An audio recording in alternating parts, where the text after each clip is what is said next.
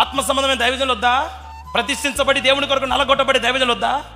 ఏమో ఇన్ని సంఘాలు తిరుగుతున్నా నాకు భలే బాధ అనిపిస్తుంది. అరే ఒక అమ్మగారు కుంటుకుంటూ వచ్చి నాకు పరిచయం చేస్తుంది, కుంటుతుంది. నేను మొదటిసారి పోయినప్పుడు ఆమె బాగానే ఉంది, ఇప్పుడు కుంటుతుంది. ఎంత పీట కుంటుతుంది? వదిలే మనకెందుకులే అనుకోను. నాకేం బాధలు ఎక్కువ, గ్యాస్ ట్రబుల్. ఏదైనా అడిగిందాక అది అరగదా, ఏమంటే ఏమైనా అనుకోని పోనీలే అని చెప్పి అమ్మా ఇంతమ్మా కుంటుతున్నారండి. ఆమె ఒక భయంకరమైన విషయం చెప్పిన. అయ్యగారు మేము సేవకి వెళ్తుంటే అనుకోకుండా కింద పడ్డాము, నా కాలు ఇరిగింది అయ్యగారు.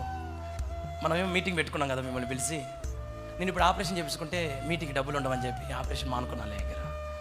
కాళ్ళంతా వాసి బోధకాలైనట్టు ఇంతలా ఉంది. ఇట్లా లేబట్టి తీసుకుంటే ఇట్లా నడుచుకుంటూ వస్తున్నాము కదా, చస్తున్నారు ఒక పక్కన సేవ కోసం. ఆత్మ సంబంధమైన దైవజనులు మా ప్రాంతాలకి రావాలి, ఆ దైవజనులు మాట్లాడాలి, మా సంఘం బలపరచబడాలని. వాళ్ళ ఆరోగ్యాలని లెక్క చేయకుండా కష్టపడుతున్న తరం ఒక పక్కన, అసలు దైవజనుడు ఎవరో నిర్వచనం తెలియకుండా భక్తి చేస్తున్న తరం ఇంకొక పక్కన.